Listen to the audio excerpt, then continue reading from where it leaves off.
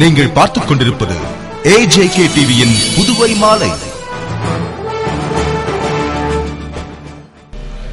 வணக்கம். புதுவை விமான நிலையம் விரைவில் பன்னாட்டு விமான நிலையமாக மாற்றப்படும் என்று விமான சேவை துவக்க விழாவில் முதல்வர் திரு ரங்கசாமி கூறினார். புதுவையிலிருந்து பெங்களூர் வழியாக டெல்லி, கொல்கத்தா, ஐதராபாத், மும்பை நகரங்களுக்கு ஸ்பைஸ் ஜெட் விமான சேவை துவக்க விழா லாஸ்பேட்டை விமான நிலையத்தில் நடைபெற்றது.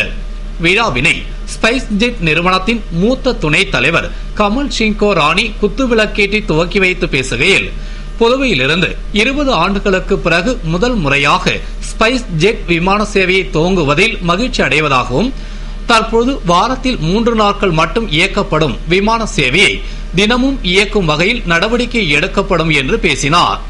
இதனையடுத்து பெங்களூரில் இருந்து மதியம் 12:20 மணிக்கு புறப்பட்ட ஜெட் விமானம் மதியம் 1:10 மணிக்கு புதுவை வந்தடைந்ததும் விமானத்திற்கு வாட்டர் சல்யூட் எனப்படும் தண்ணீரை பீச்சி அடைத்து உற்சாக வரவேற்பு அளிக்கப்பட்டது. தொடர்ந்து விமானத்திலிருந்து இறங்கிய பயணிகளுக்கு முதல்வர் திரு ரங்கசாமி பூங்கொத்து கொடுத்து வரவேற்றார். பின்னர் அவர் பேசுகையில், புதுவையிலிருந்து வெளி மாநிலங்களுக்கு ஸ்பைஸ் ஜெட் நிறுவனம் விமான சேவையை துவங்கியுள்ளது மகிழ்ச்சி அளிக்கிறது என்றும், இதனால் சுற்றுலா பயணிகளின் எண்ணிக்கை அதிகரிக்கும். எனவே விரைவில் விமான நிலையம் விரிவாக்கப்பட்டு பன்னாட்டு விமான நிலையமாக மாற்றப்படும் என்று பேசினார். விழாவில் அமைச்சர்கள் ராஜவேலு, பன்னீர்செல்வம், தியாகராஜன், சட்டமன்ற உறுப்பினர்கள் கல்யாண சுந்தரம், வைத்தியநாதன் ஆகியோர் கலந்து கொண்டனர். முன்னதாக பயண சீட்டு முன்பதிவு செய்ய வந்து வெளிநாட்டு சுற்றுலா பயணிகளை வரவேற்று அவர்களது கையால் கேக் வெட்டி மகிழ்ச்சி பரிமாறிக்கொள்ளப்பட்டது. விழாவில் சுற்றுலாத்துறை செயலர் மூர்த்தி, இயக்குநர் சிவக்குமார் மற்றும் அரசு அதிகாரிகள் பங்கேற்றனர். இந்த விமான சேவை மூலமாக தேசிய வான்வழி தடத்தில் புதுவையும் இணைக்கப்பட்டது. புதுவையில் மாமல் தர மறுத்ததால் ரவுடிகள் செல்போன் கடையை அடித்து நொறுக்கிய சம்பவம் வியாபாரிகள் மற்றும் பொதுமக்கள் மத்தியில் கலக்கத்தை ஏற்படுத்தியுள்ளது. புதுவை அண்ணா சாலையில் அன்பழகன் என்பவருக்கு சொந்தமான செல்போன் கடையில் நேற்று மாலை இருசக்கர வாகனத்தில் வந்த ரவுடி கும்பல் கடை உரிமையாளரிடம் மாமூல் கேட்டுள்ளனர். அவர் மாமூல் தர மறுத்ததால் அவரை மிரட்டிய அந்த கும்பல் கடையை அடைக்கும் நேரத்தில் உருட்டு கட்டையுடன் விரைந்து வந்து அத்துமீறி கடைக்குள் புகுந்து அங்கிருந்த செல்போன் உள்ளிட்ட பொருட்களை அடித்து நொறுக்கியதோடு மட்டுமன்றி கடையில் பணியாற்றி வரும் முத்து குமாரசாமி, உதயசங்கர் ஆகியோரை தடியால் கடுமையாக தாக்கினர். இதில் பலத்த காயமடைந்த ஊழியர்களை அரசு மருத்துவமனையில் சேர்த்துவிட்டு பெரியகடை காவல் நிலையத்தில் கடை உரிமையாளர் அன்பழகன் புகார் அளித்ததை அடுத்து போலீசார் வழக்கு பதிவு செய்து கடையை அடித்து நொறுக்கி 2 ரவுடிகளை வலைவீசி தேடி வருகின்றனர். போக்குவரத்து மற்றும் மக்கள் நடமாட்டம் அதிகம் உள்ள அண்ணா சாலையில் ரவுடிகளின் அட்டகாசத்தை கண்ட பொதுமக்கள் அலறி அடித்துக் கொண்டு ஓடினர். மேலும் இச்சம்பவம் குறித்து தகவல் அறிந்த வர்த்தக சபை தலைவர் செண்பகராஜன் மற்றும் நிர்வாகிகள் சம்பவ இடத்தை பார்வையிட்டனர். சில மாதங்களாக அடங்கியிருந்த ரவுடிகளின் அட்டகாசம் மீண்டும் தலை தூக்கி இருப்பது வியாபாரிகள் மற்றும் பொதுமக்கள் மத்தியில் கலக்கத்தை ஏற்படுத்தியுள்ளது. எனவே ரவுடிகளின் அட்டகாசத்தை ஒடுக்க வலியுறுத்தி வியாபாரிகள் கடைகளை அடைத்து போராட்டத்தில் ஈடுபட்டனர். மேலும் இதுகுறித்து பொதுமக்கள் மற்றும் வியாபாரிகள், புதுவையில் நாளுக்கு நாள் ரவுடிகள் அட்டகாசம் பெருகி வருகிறது, இதனால் வியாபாரம் செய்யவோ அச்சமின்றி நடமாடவோ முடியவில்லை என்றும், ரவுடிகளை அடக்க வேண்டிய போலீசார் அதனை கண்டும் காணாமல் இருப்பதாலும், ரவுடிகளின் செயல்களை தடுக்க உரிய நடவடிக்கை எடுக்காமல் இருப்பதால் தான் ரவுடிகள் சுதந்திரமாக நடமாடி தொழில் அதிபர்களையும் வியாபாரிகளையும் மிரட்டி பணம் பறிக்கின்றனர் என்று குற்றம் சாட்டினார்.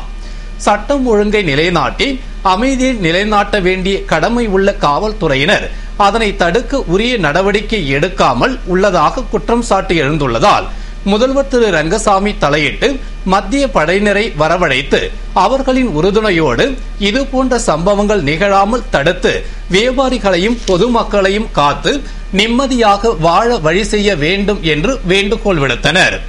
மேலும் போராட்டத்தில் வியாபாரிகளையும் தொழில் அதிபர்களையும் ரவுடிகள் மிரட்டுவதை தடுத்து சம்பந்தப்பட்ட ரவுடிகள் மீது உடனடி நடவடிக்கை எடுத்து அச்சமின்றி வியாபாரம் செய்ய உதவிட வேண்டும் என்று வலியுறுத்தி கோஷமிட்டு ஆர்ப்பாட்டம் செய்தனர்.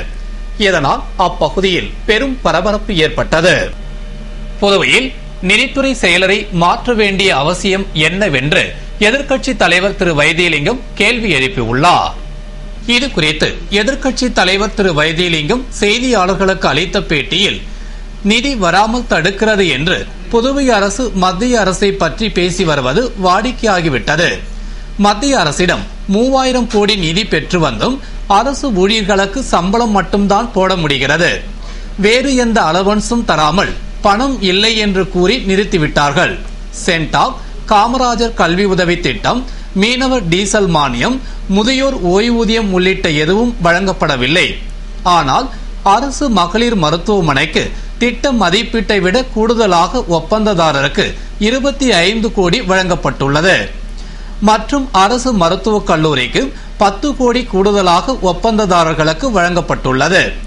பாதாள சாக்கடை சுத்தப்படுத்தும் சிறிய ஒப்பந்ததாரர்களுக்கு பணம் வழங்கப்படாத நிலையில் கூடுதலாக மருத்துவமனை மருத்துவக் கல்லூரி ஒப்பந்ததாரர்களுக்கு மட்டும் வழங்க பணம் வந்தது. அதற்கு தலைமை செயலர் எப்படி அனுமதித்தார்கள் என்பது குறித்து அரசு உடனடியாக பதில் சொல்ல வேண்டும் என்றும், இது குறித்து மத்திய அரசு விசாரணை செய்து நடவடிக்கை எடுக்க வேண்டும் என்றார். தொடர்ந்து புதுவை அரசின் நிதி குறித்து ஆய்வு செய்ய மத்திய குழு வந்துள்ளது என்றும், உண்மையான நிலவரத்தை ஆய்வு செய்து மாநில அரசு கூறுவது உண்மையா பொய்யா என்பதை மத்திய குழு தெளிவுபடுத்தும் என்றார். மேலும் மக்களின் தேவை என்ன என்பதை அறிந்து அவர்களை ஏமாற்றாமல் அதனை செய்வதை விடுத்து நிதித்துறை செயலரை மாற்ற வேண்டிய அவசியம் என்ன என்றும் திரு வைத்தியலிங்கம் கூறினார். புதுவையில் உள்ள நிதி ஆதார பிரச்சனைகளுக்கு தீர்வு காணாமல் அரசியல் குறுக்கீடுகள் என்று முதல்வர் கூறுவதை மக்கள் நம்ப மாட்டார்கள் என்று திராவிட முன்னேற்றக் கழக மாநில அமைப்பாளர் MA சுப்பிரமணியன் கூறியுள்ளார். இது தொடர்பாக திராவிட முன்னேற்றக் கழக மாநில அமைப்பாளர் MA சுப்பிரமணியன் கூறுகையில், புதுவை அரசு நிதி நெருக்கடியில் இருப்பதை முதல்வர் திரு ரங்கசாமி அவர்கள் நேரடியாக குறிப்பிடாமல் மாநில அந்தஸ்து கிடைத்தால் நிர்வாகம் மேம்படும் என்றும், மாநில நிர்வாகத்தில் குறுக்கீடுகள் இருக்கின்றன என்றும் பொதுவாக கூறி வருகிறார். இதனை அடுத்து முதல்வர் திரு ரங்கசாமி எந்தெந்த துறைகளில் குறுக்கீடுகள் உள்ளன, இதனால் பாதிக்கப்பட்ட திட்டங்கள் மற்றும் வளர்ச்சி பணிகள் என்னென்ன என்பதை வெளிப்படையாக தெரிவிக்க வேண்டும் என்றார். மேலும் ஒரு துறைக்கு ஒதுக்கப்பட்ட தொகையினை அந்த துறைக்கு செலவிடாமல் மற்ற துறைகளுக்கு மாற்றி அமைப்பதால் தான் நிதி சிக்கல் ஏற்படுவதாக அதிகாரிகள் தெரிவிக்கின்றனர்.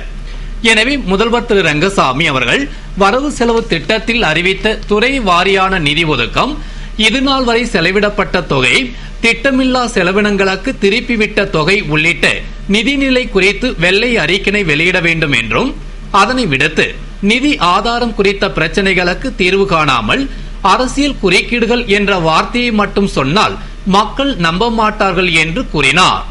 மேலும் கடந்த 2007ஆம் ஆண்டு புதுவைக்கு என்று தனி கணக்கு துவங்கிய பொழுது மாநில அந்தஸ்து குறித்து முதல்வர் திரு ரங்கசாமி வலியுறுத்தினாரா என்றும், அல்லது இது சம்பந்தமாக பிரதமர், மத்திய உள்துறை அமைச்சர், மத்திய நிதி அமைச்சரை அணுகி தொடர் நடவடிக்கை எடுத்தாரா என்று கேள்வி எழுப்பிய அவர், மாநில அந்தஸ்து என்பது ஒரு கை ஓசை அல்ல என்றும் அவர் குறிப்பிட்டார். புதுவை அடுத்த கோட்டக்குப்பத்தில் பூட்டியிருந்த வீட்டின் கதவை உடைத்து பொருட்களை கொள்ளையடித்து சென்ற மர்ம ஆசாமிகளை போலீசார் வலைவீசி தேடி வருகின்றனர். புதுவை அடுத்து கோட்டக்குப்பத்தில் முகமது ஷமீல் என்பவர் தொடர்ந்து சில நாட்கள் பொங்கல் விடுமுறை அளிக்கப்பட்டதால் வீட்டை பூட்டிக் கொண்டு தங்கள் குடும்பத்தினருடன் வெளியூர் சென்றிருந்தார். அந்த சமயத்தில் மர்ம நபர்கள் சிலர் வீட்டின் கதவை உடைத்து உள்ளே சென்று அலமாரியை உடைத்து அதிலிருந்து சுமார் 2 லட்சம் மதிப்புள்ள பொருட்களை திருடிச் சென்றனர். ஊருக்கு திரும்பிய முகமது ஷமீல் வீட்டு கதவு உடைந்திருப்பதை கண்டு அதிர்ச்சியுற்று காவல் நிலையத்தில் புகார் அளித்தார். இதுகுறித்து போலீசார் வழக்கு பதிவு செய்து கொள்ளையடித்து சென்ற மர்ம ஆசாமிகளை வலைவீசி தேடி வருகின்றனர்.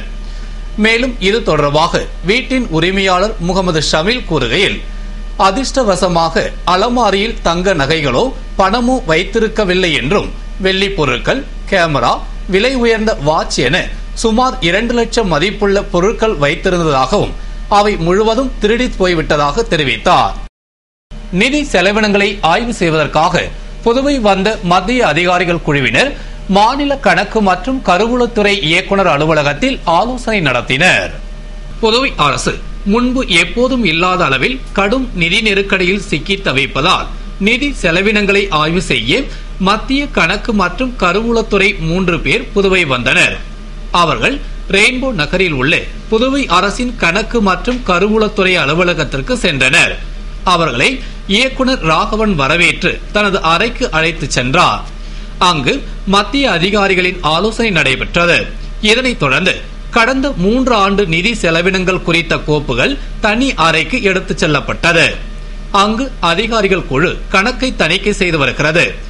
ஆய்வினை முடிந்த பிறகு ஆய்வு அறிக்கையை அதிகாரிகள் குழு மத்திய அரசிடம் சமர்ப்பிக்கும். புதுவை திருபுவனை தொகுதியில் தீ விபத்தில் பாதிக்கப்பட்டவர்களுக்கு வருவாய்த்துறை சார்பில் நிவாரண உதவித் தொகையினை பிப்டிக் தலைவரும் சட்டமன்ற உறுப்பினருமான திரு அங்காளன் வழங்கினார்.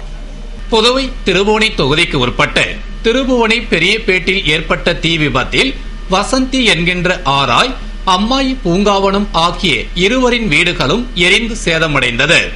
அதுபோன்று நல்லூரில் ஏற்பட்ட தீ விபத்தில் லட்சுமிபதி என்பவர் வீடு எரிந்து சேதமடைந்தது. பாதிக்கப்பட்ட மூவருக்கும் வருவாய்த்துறை சார்பில் நிவாரண நிதி வழங்கும் நிகழ்ச்சி நடைபெற்றது. நிகழ்ச்சியில் தொகுதியின் சட்டமன்ற உறுப்பினரும் பிப்டிக் தலைவருமான திரு அங்காளன் கலந்து கொண்டு தலா 12,000 ரூபாய் வீதம் 36,000 ரூபாய்க்கான நிதியினை வழங்கினார். மேலும் உடனடி நிவாரணமாக இலவச வேட்டி சேலையினை வழங்கி ஆறுதல் கூறினார். அப்பொழுது வருவாய் ஆய்வாளர் முருகையன் மற்றும் அதிகாரிகளும் ஊர் முக்கிய பிரமுகர்கள் பலரும் உடனிருந்தனர். இத்துடன் செய்திகள் நிறைவடைகின்றன. வணக்கம்.